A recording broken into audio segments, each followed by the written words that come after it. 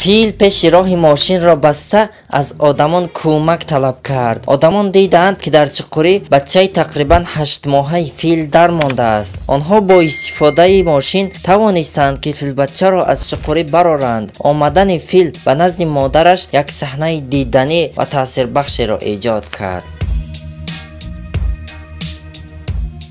در این کوه پرنده خردکک دیده شده است که مادرش سفر کرده دیگر برنگشته است. کسانی که پرنده خردکک را دیدند به خلاصه آمدند که به او خوراک دهند و حتی با استفاده درون با او پرواز کردن را هم یاد دادند.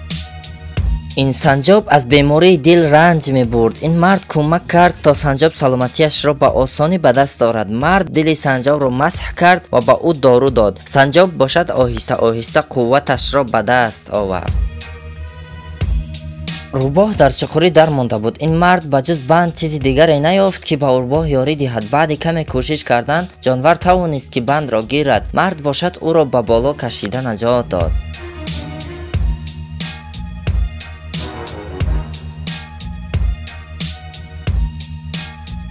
عادتا کنگوروها جست و خیز بسیار میکنند. یکی از این جهیدنها برای کنگورو مشکلی پیش آورد. او در جهش به این مانعت درماند. این مرد آمده او را از این حالت رها کرد. کنگورو حتما از این مرد خیلی منتدار است.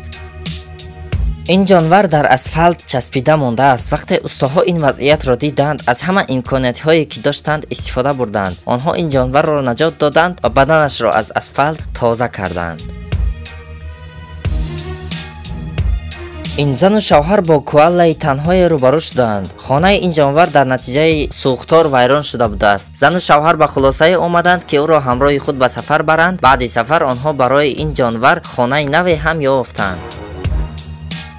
این گرگ به دام افتیده بود. مرد خواست او را از دام رها کند، نه برای غنیمت گرفتن او بلکه برای آزاد کردنش. اما گرگ خیلی ترسیده بود زیرا تا حال آدمی را ندیده بود.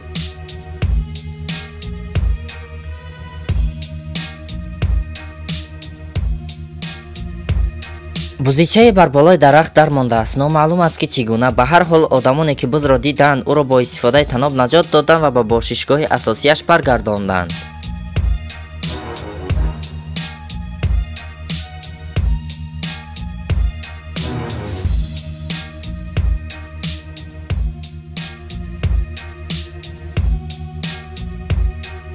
این پرنده خوراک خورده نمیتواند زیرا منقارش آسیب دیده است. اما خوشبختانه او اولین پرنده است که صاحب منقار صنعی شد. حالا باشد او میتواند به ملال آب نوشد و خوراک خورد.